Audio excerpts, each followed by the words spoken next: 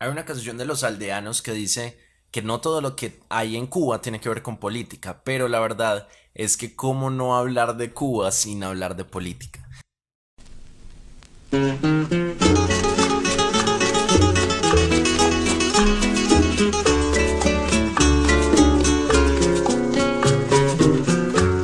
Aprendimos a quererte desde la histórica altura donde el sol de tu bravura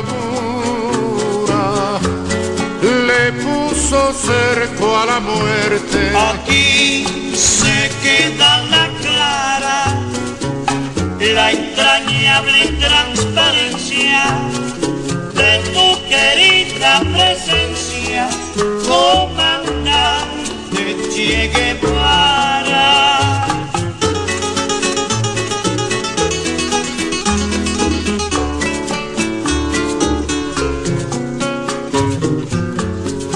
Bueno, en digamos que este experimento, vamos a tomarlo como un experimento, ojalá, bueno, espero obviamente que salga bien. Voy a explicar según mis palabras, según mi forma de expresarme, qué fue la Revolución Cubana, o sea, por qué fue tan importante, porque hay tantos personajes tan importantes como Fidel Castro, como John F. Kennedy, como Celia Cruz, Silvia Rodríguez, cuál fue digamos, toda esa combinación de movimientos, de épocas, de ideologías, qué fue lo que pasó en Cuba, que al parecer definió el rumbo de todo lo que hoy es América Latina, de todo lo que hoy es el mundo y cómo influenció todas estas ideas. Bueno, entonces para entender la Revolución Cubana necesitamos entender qué fue lo que pasó antecitos en Cuba. No vamos a entrar en detalle, o sea, no vamos a dar fechas y cosas por el estilo, porque la verdad es que yo sé que la mayoría de ustedes se olvidan de eso como yo. Yo soy muy malo para las fechas. Digamos, antes de 1900, Cuba todavía era una colonia de España, porque como ya sabemos, España colonizó casi toda Latinoamérica con todas esas personas de Europa, esas naciones de Europa. ¿Qué fue lo que pasó? Que las personas empezaron a mamar, como en todos los otros países, empezaron a hacer revoluciones, huelgas, empezaron a quejarse unos con otros y empezaron, digamos que los comienzos de un movimiento social en contra de España. Entonces, ocurre después una cosa que se llama la Guerra de los 10 años. ¿Qué es lo que pasa? Que ellos pierden. Entonces, ya después existe la guerra independentista. La guerra independentista es lo mismo, es una guerra para liberarse de España, pero lo que pasa es que como cosa rara Estados Unidos se mete a ayudar a la liberación de Cuba. Pero obviamente pues no van a hacer eso de gratis. Ellos le dijeron, vea, parcero, yo le ayudo a usted a liberarse de España. Pero ya después cuando los ayudaron a liberarse de España, básicamente pues cambiaron de dueño, ya no eran colonia directa de España, pero eran un tipo de colonia de Estados Unidos. Que yo vengo de un lugar donde el cielo se une con el mar, donde la noche es plateada y tiene ganas de bar para bailar. Yo recuerdo la pregunta que le hice a un hombre: ¿qué significa ser latino? Y él me dijo: patiño, esas cosas no las debería decir un niño. Y me quedé pensando, me quedé analizando, me quedé meditando que cuando nos habían robado el sol, si guardaron mi bandera en el desván de una puta ramera que se cree mi madre, pero no lo es. Mi madre es la cumbia, mi padre el sabor, de esa unión fue que salí yo. Por eso ser libre es nuestro destino latino. Somos el patio de atrás de ninguna potencia mundial, que no somos el patio de atrás de ninguna potencia mundial. En esa época ellos firmaron una cosa que se llama la enmienda Platt. Entonces la enmienda Platt lo que dice es que Cuba es libre, entre comillas, pero si ocurre cualquier movimiento insurgente o cualquier huelga o cualquier problema, es decir, cualquier bonche, Estados Unidos puede meterse con su ejército a la isla y ocuparla militarmente. Entonces es decir, como, bueno, usted tiene su propia casita, pero si hay algún problema, si hay una fuga de gas, si hay una fuga de agua, si se ponen a pelear, yo me meto a su casa y controlo todo. ¿Cómo? Por la fuerza. Entonces, la verdad es que la situación para las personas seguía igual. O sea, no había mejorado estando con España a estar con Estados Unidos. Bueno, entonces en Cuba existieron dos dictadores, los dos super pirobos, pero para mí, uno más piro que otro. Entonces el primero que subió fue Machado, no me acuerdo del nombre, pero Machado sube al poder diciendo maravillas, o sea, diciendo que va a ordenar todo, que va a ordenar a Cuba, que va a hacer, digamos, reformas beneficiando al pueblo, pero resulta que el man hace un despelote aún mayor, otra vez se imputaron y empezaron unas huelgas generales contra Machado. Entonces, en medio de todo ese desorden, en medio de todo ese despelote, hay otra persona, un man que es un militar, que toma el poder a la fuerza. Eso se llama un golpe de estado. Entonces, mientras está peleando Machado, las fuerzas de Machado, contra el pueblo, entra Fulgencio Batista a coger el poder. Entonces, él le da un golpe de estado y ahora él es el nuevo dictador de Cuba. Entonces, ese sí está peor. O sea, si Machado estaba mal, este man de Fulgencio Batista, ese man sí es hasta más piro. Entonces, en esa misma época donde en Estados Unidos no se podía farrear, en Estados Unidos no se podía tomar alcohol, no se podía fumar, no se podía hacer nada de eso, en Cuba sí se iba a poder. Entonces, Cuba era como un tipo de bar. Entonces los gringos bajaban de Estados Unidos a Cuba a farrear y Cuba era un completo despelote. Completamente, o sea, se vuelve completamente normal con Batista. ¿Por qué? Porque Batista va a legalizar todas esas cosas y también va a sacar tajada de eso. Es decir, va a sacar una parte y se va a beneficiar económicamente de todos los burdeles, de todos los garitos, de todo el desorden que había en Cuba. Y, por cierto, acá hago un inciso, gracias a Diana Uribe, no solamente por esto, sino también por el documental de la historia de Roma, el documental de la Segunda Guerra Mundial, de todos esos documentales, Diana Uribe siempre va a ser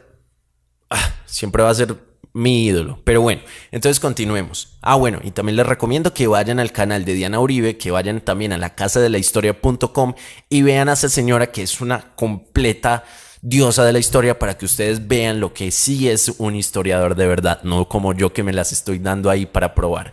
Pero bueno, entonces continuemos. Con este man de Batista empiezan, digamos, que a haber más desorden, empieza a ser, digamos, mucho más permisivo todas esas rumbas y esos desórdenes y esas parrandas y todo eso en Cuba, y las personas se maman más. ¿Por qué? Porque, bueno, no hay una economía estable dentro del país. No hay oportunidades de empleo. El país está desordenado. Solamente existe, digamos, que una oportunidad económica en la ciudad. En la parte rural no hay nada. Entonces, en La Habana se van a dar, digamos, que todas las medio oportunidades económicas, que las oportunidades económicas son o prostituirse o tener, digamos, que alguna conexión con el vicio y todas esas cosas. Y si no, pues se jodió. Digamos, no solamente eso, sino que también el ejército es muy represivo con el pueblo. Si hay huelgas, la reprimen. Si alguien se pone de altanero, pues no lo castigan, le dan palo. Entonces las personas empiezan a mamar. Hay otra cosa muy importante en cuanto a todo este periodo. O sea, en medio de todo ese caos, vamos a ver que empiezan los movimientos intelectuales y empiezan los movimientos revolucionarios de oposición.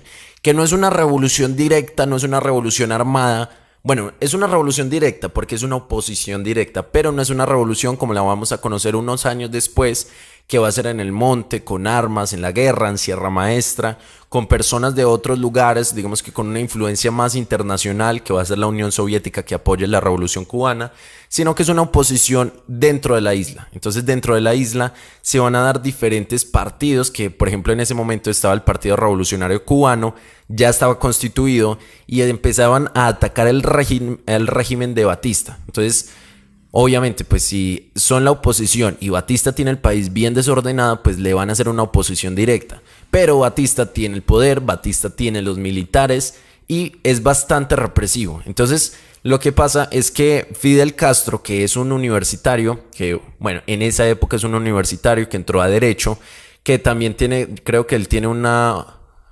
maestría. Bueno, el man estudió mucho, yo no sé qué fue lo que estudió, pero el man estudió mucho. Entonces empieza con todos estos movimientos revolucionarios y atacan él y otros estudiantes dos cuarteles muy importantes. Uno de ellos, el más importante, es el cuartel de Moncada. Entonces en el ataque a los dos cuarteles pierden. Entonces cuando pierden los meten a la cárcel y en la cárcel, bueno, matan a un montón de gente, torturan a la mayoría de los que sobreviven, bueno, o a todos, yo no me acuerdo, no sé en realidad si los torturan a todos.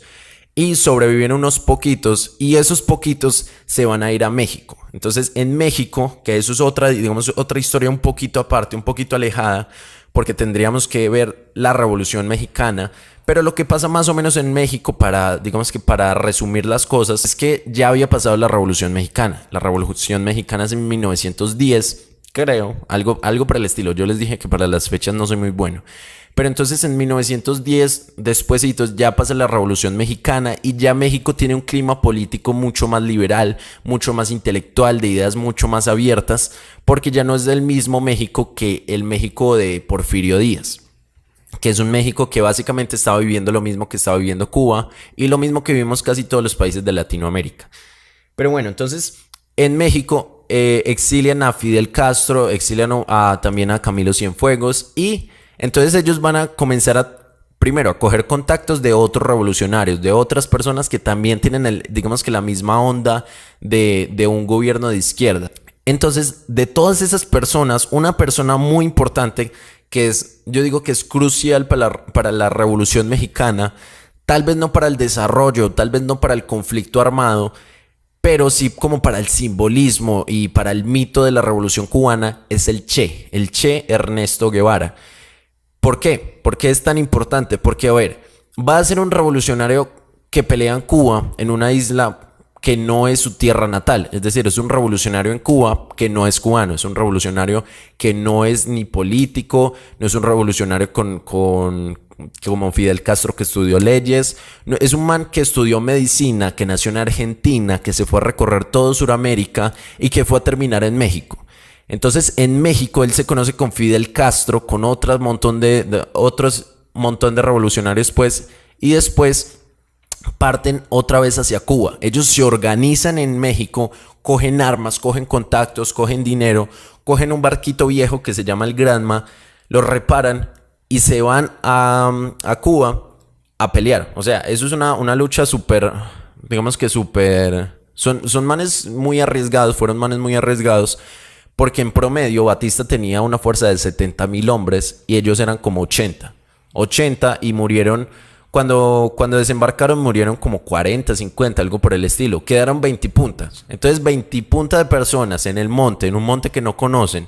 El Che, que es un extranjero, que no lo conocen allá, o sea, él no conoce nada. También el man es asmático, el Che es asmático y se la pasaba fumando tabaco, o sea, eso sí ya es cosa de él. Pero entonces ellos llegaron a una parte que se llama Sierra Maestra. Eso ya es, digamos que tendríamos que entrar en todo el conflicto armado, que es súper bacano. Pero en Sierra Maestra, Cuba es una isla, digamos que una isla así, más o menos.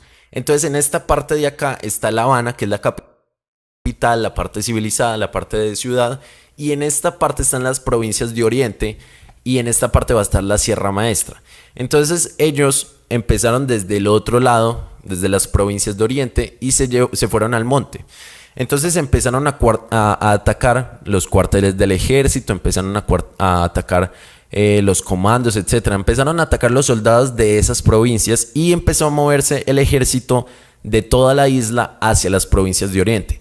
¿Cuál era el problema? Pues que como eran un montón de montañas no se podía, digamos que, luchar directamente. Entonces es una guerra de guerrillas que vamos a vivir también en Vietnam, que vamos a vivir en Colombia. Son unos poquitos en la selva peleando contra un montón. Entonces obviamente los que son más poquitos se van a esconder más fácil, van a poder atacar puntos estratégicos porque obviamente no van a poder contra todos, sino que van a atacar poquito a poquito y van a ir debilitando las fuerzas de derecha a izquierda, porque en la izquierda está, bueno, en la izquierda no, en el oriente está La Habana. Entonces van a empezar desde occidente hasta oriente. Occidente, bueno, desde la derecha hasta la izquierda. Entonces ya después ellos van a empezar a tener una aceptación popular. La gente lo va a empezar a querer, va a empezar a querer a Fidel Castro, va a empezar a querer la revolución, va a empezar a querer al Che, porque les empiezan a dar unas condiciones de vida que ellos no tenían hasta ese entonces. Empiezan a crear escuelas, empiezan a enseñar a leer y a escribir a las personas de la guerrilla, a las personas que ellos iban adheriendo a sus fuerzas militares. Entonces no era una revolución armada solamente, sino que era una revolución social. ¿Por qué? Pues porque les estaban dando un montón de cosas que antes no tenían. Entonces obviamente se empieza a correr la voz, empiezan a decir que es una revolución diferente, que es un tipo de ideales muy diferentes y empiezan a tomarse diferentes pueblos. Hay un pueblo muy importante que es Santa Clara y yo creo que Silvio Rodríguez tiene una canción acerca de esa ciudad y es que en Santa Clara ellos entran, pues ya habían tomado un montón de ciudades y entran a Santa Clara, conquistan Santa Clara y después por allá Batista sale corriendo porque es que ya no tiene nada más que hacer. Ya después de Santa Clara sigue La Habana y a este man le da miedo y se va. Entonces el man se va con un montón de plata y se muere creo que en España o en Estados Unidos. Entonces ahí termina la Revolución Mexicana. Digamos que esto fue un resumen de todo lo que ha sido porque faltan bastantes detalles, pero también digamos que espero ir detallando más, no solamente qué fue el conflicto, sino el pensamiento del Che, por ejemplo, el pensamiento de Fidel Castro. Porque, por ejemplo, el Che es una persona que no es el mismo Che que se fue con 20 y punta de años de Argentina, que el Che que vamos a encontrar con Fidel Castro en México. ¿Por qué? Porque él empieza a hacer un recorrido por todos los países de Latinoamérica y empieza a ver que es que hay mucha pobreza y mucha desigualdad. Entonces él empieza a escribir una serie de cartas y vamos a poder ver y a registrar qué era lo que él sentía, qué era lo que él hacía. Entonces espero que podamos hacer esa dinámica, espero que podamos ver el pensamiento del Che, el pensamiento de Fidel Castro. Él también cuando estuvo en prisión escribió una cosa que se llama La historia me absolverá. Entonces la verdad es que no lo he leído, pero sería bacano hacer como el análisis. Entonces espero que les sirva. No sé si alguno de ustedes lo necesite puntualmente o si solamente lo escuchó porque sí. Yo solamente lo estoy contando porque sí, lo estoy contando muy por encimita, porque primero no me sé todos los detalles y segundo espero que digamos que tenga la... Bueno, voy a ver cómo queda y voy a ir puliendo. Entonces no sé qué es lo que vaya a seguir, pero como ya les dije, no soy muy bueno para las despedidas, entonces voy a cortar y ya.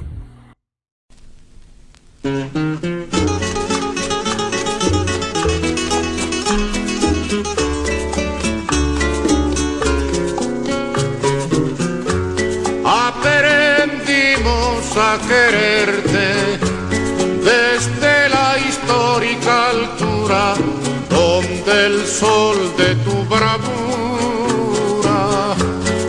le puso cerco a la muerte. Aquí se queda la clara, la entrañable transparencia de tu querida presencia, comandante Che Guevara.